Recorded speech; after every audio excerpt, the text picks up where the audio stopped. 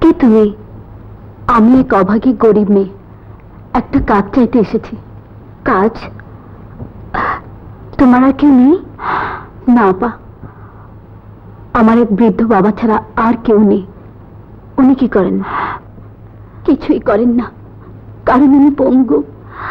ও বেগম সাহেবা, কাজটা আমার ভীষণ প্রয়োজন, ভীষণ প্রয়োজন।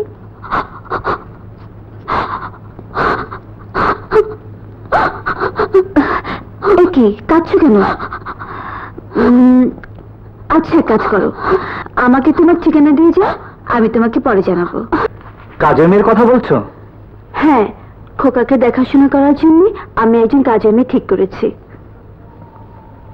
কিন্তু আজকাল তো কাজের মেয়েদের বিশ্বাস করা যায় না, কখন যে কি করে বসে। এই জন্য আমি ওর সবকিছু জানার জন্য লোক পাঠিয়েছি। যদি ভালো হয় তাহলে কি রেখে দিব? বেশ, তুমি যখন বলছো রেখে দিও।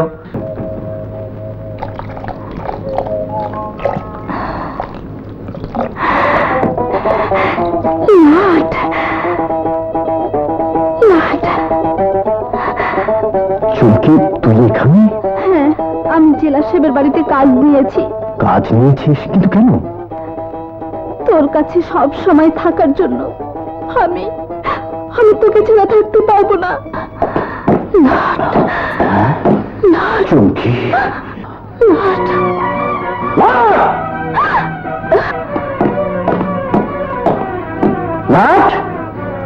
তুমি জানো না? ওকে নিয়ে ছেলে বন্ধ করো, আজ থেকে ওর বাইরে কাজ করা বন্ধ। এসো। হুজুর, হুজুর, ওর কোনো দোষ নেই, সব দোষ আমার। আমি ওকে এখানে ডেকেছিলাম, তাই ওকে কোনো শাস্তি দেবেন না। হুজুর, হুজুর, আমরা দুজন দুজনকে ভালোবাসি, আর আমাদের ভালোবাসা ফুলের মতো পবিত্র। আর এর জন্য এখানে কাজ দিতে এসেছিলে না? হুজুর, ওকে না দেখলে আমি বাঁচবো না। ওকে ওকে শুধু দূর থেকে দেখতে পারলে আমি শান্তি পাবো। তাই তাই দয়া করে ওকে ছেলে বন্দি করে রাখবেন না।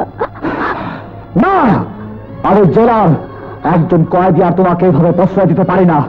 তুমি চলে যাও, এখানে আর কোনোদিন আসবে না। হুজুর, যাও বলছি।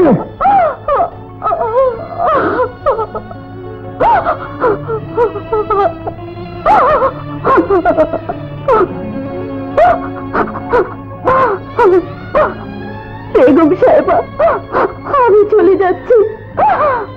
অজান্তে যদি কোনো ভুল করে থাকি আমাকে ক্ষমা করে দেবেন।